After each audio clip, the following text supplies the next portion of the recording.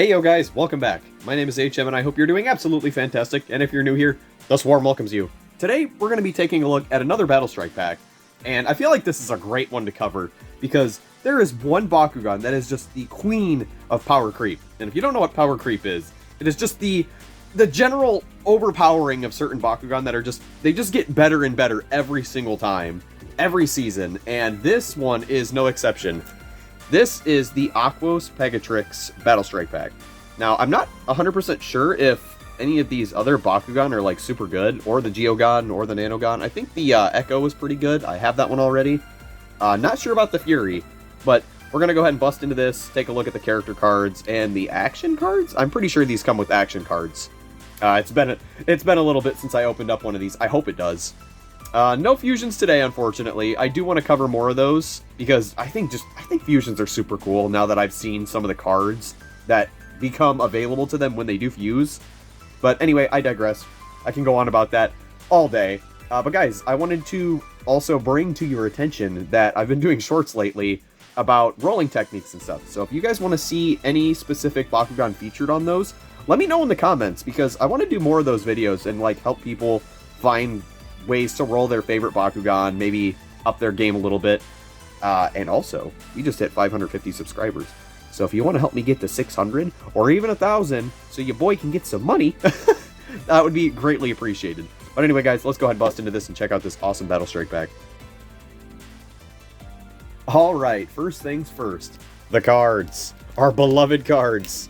Yeah, I wanted to kind of save you guys the trouble of watching me open up all that stuff, because those are always kind of a pain to actually record opening up, so I'm sure you guys understand. Actually, let's look at the course first, because those are always kind of simple to look at. We've got a plus 600 minus 3, the best Helix.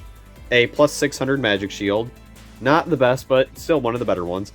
A 150 and 4, that's not bad. Pyrus and Ventus plus 400, that's a great one, okay. 253, that's nice. That's a good... Oh, two of them. Dang, they actually weren't really skipping out much on the cores this time. The worst one we probably got was these two right here. My camera would stay focused. And they're still not bad. Like, they have purpose, so that's super cool. I'm always a firm believer in you don't want a good spread of damage and B-power in, like, a core sake, because you either want damage or you want B-power, right? Only one of them is going to win you a match unless you have damage victor, so... Alright, time for the cards. We'll go through these, and, no, there's the gate trainers, or the gate cards for any of those who want to see which ones are in here. Yep, that's about it. And then for the cards, we'll look at the Bakugan as they come up. So, first off, we have got Darkus Neo Drago. That's not right. That's supposed to be, oh geez, what's this Drago called? Is it Neo? Yeah, oh, no, okay, I'm wrong. Yeah, it is. It's Neo Drago. The other one I was thinking of was Evo. This is actually artwork for Evo Dragonoid. That was what was throwing me off. But it's got 902 with double shields. So I am kind of curious what the whole ruling for this is. I might actually have to see what the actual Evo Dragonoid card looks like, because this is very strange. But yeah, we have 902, which is something. Let's go ahead and get our Neo Drago closed here. This is always such a weird one to close, because it's got so many different parts. I'm pretty sure the arms go last, so let's fold these two top pieces in. And then the tail, and then the arms, I think? Yep, there we go. So here is... Oh gosh, I keep second-guessing myself. It's Neo Drago. Here is Neo Drago in the closed form. It's kind of hard to see on the camera. But yeah, it's got some nice, like, minty green and a lot of silver. I love the silver on this Darkus. I kind of miss the metallic paints that were just in the original series. I wish all this stuff was nice and metallic, but this is, my phone is having a very hard time keeping focused on this. But yeah, this is a really neat one. It seems kind of decent. 900 is somewhat good. If you're landing on the best shield you could for this, which would be the Darkus plus 400, it would be at, let's see, 1300? 13? Yeah, I think 13. I'm not going to think about it much more. But yeah, this is not bad. This is not terrible. I mean, there are definitely better ones you could be using for Darkus. I don't know them off the top of my head, unfortunately, but there are plenty of options. That's the nice thing about Bakugan, is you can use whatever you want. I mean, if you're playing competitively, which, let's be honest, there's very few people actually playing competitively anymore, so if you like this guy, just get the pack for it, you know? Next up, we have... Let me open him back up, actually. Put you back here. Next up, we have Skyhorse. Okay, so we have a Geogon. Ooh, it gets a Green Fist bonus. That's interesting. So, 3 cost as well. So, if you're hitting a Green Fist with this, you're getting 950, which is not bad. So, 950... Oh, gosh. Math. 1650? I want to say 1650?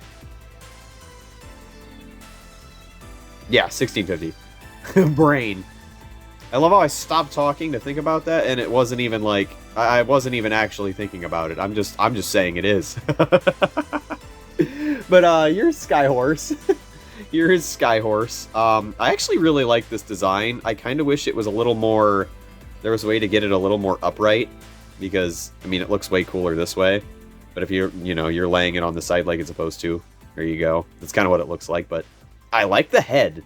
The head is actually very large. It's about the size of the first segment of your index finger, which is really cool. It's got a lot of, like, scale and detail. So, I actually really dig this one. This is probably one of my more favorite... my cat just tried to run into my tripod. But yeah, this one's cool. Let's go ahead and put it back there. And next up we have...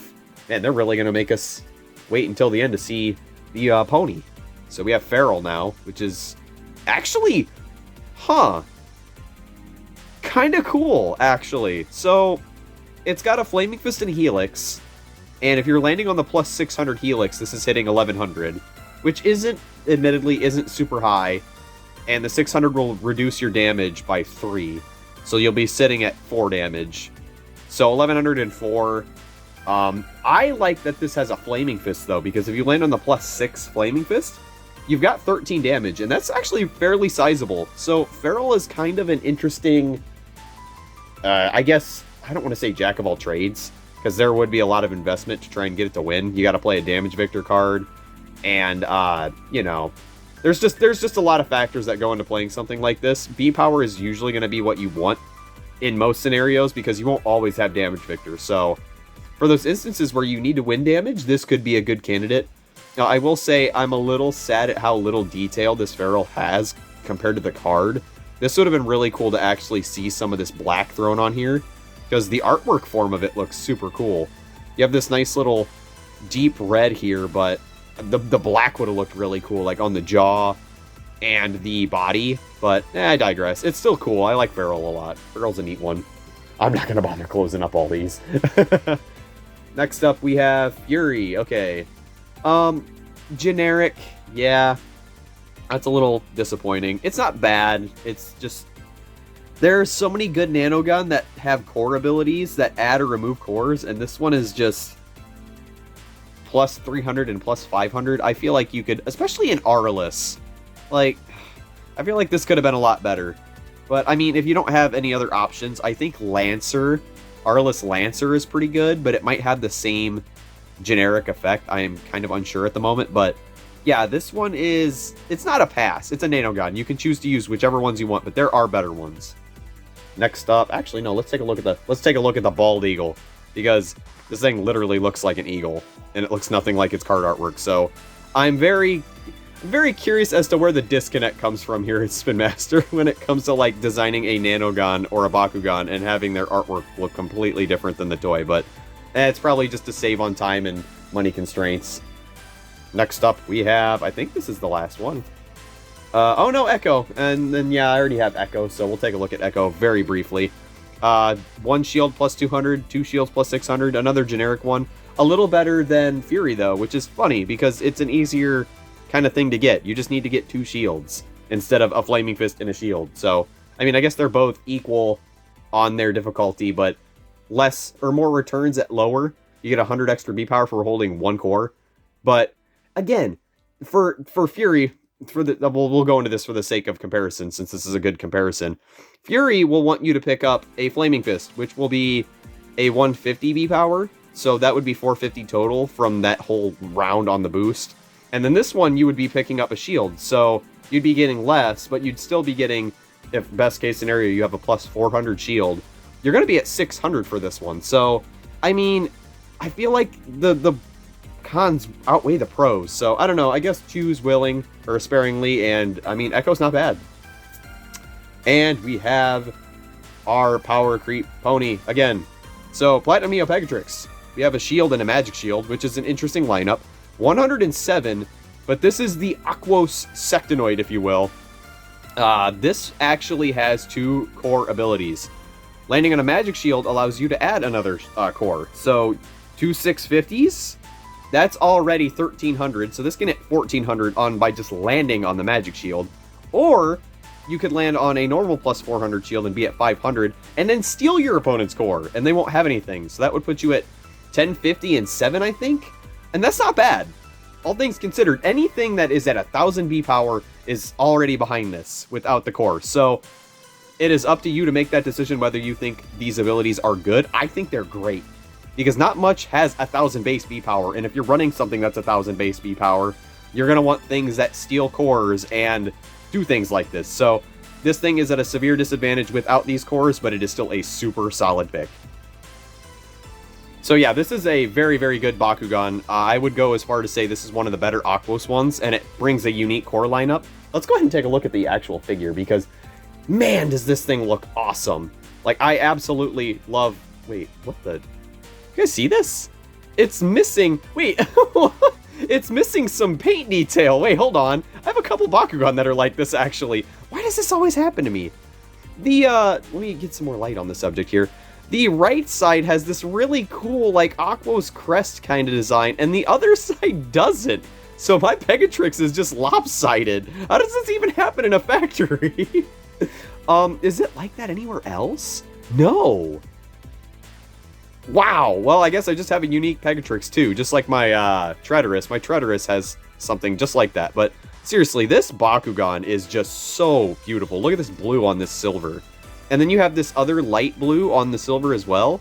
And it's just a super vibrant and colorful Bakugan. I absolutely love this mold of Pegatrix. Like, it is by far one of my favorites. Like, I still think Battle Planets Ultra is my favorite. Wow. Closing it, though. Woo! You're fighting for first place there, Pegatrix. This thing is... Oh my gosh, you could see right through it. Look at how pretty this is. Goodness. Definitely, I'm telling you, man.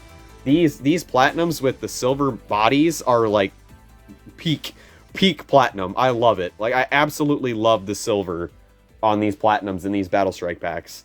So yeah, this Bakugan is definitely a... Wow, that magnet feels strong too. This is definitely a competitor for best Aquos Bakugan as far as core manipulation goes. So there is Aquos Platinum Nilius, and that's a really good one too.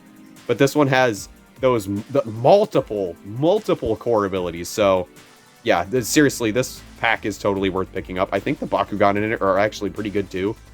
Woo! Breathe! So seriously, I would pick this up because I genuinely like this pack a lot, and this Pegatrix is worth it alone. So if you're an Aquos fan, absolutely must pick this up. This is a great pack. But anyway, guys, that's going to do it for me. If you liked the video, please give it a thumbs up. And if you want to see more and become one with the swarm, please subscribe. I've got some more stuff that I got to unbox here soon. And seriously, guys, let me know if you want to see any more tips and tricks on, like, other Bakugan. Let me know what your favorites are. That would be a great start. I genuinely want to try to spread some knowledge any way that I can for the TCG, or at least strategies for the TCG. So, gosh, look at this ball form. Look at this ball form. Goodness sakes. Anyway, all right. I gotta stop frothing at the mouth for this thing. Let me see if I can hit a roll with it to end off the video, because I've been practicing a lot on rolling. So let's see if that worked out in my favor. Yeah! Anyway, guys, that's going to do it for the video. With all that being said, I will catch you in the next one. Thank you so much for watching, and I'll see you next time. See ya.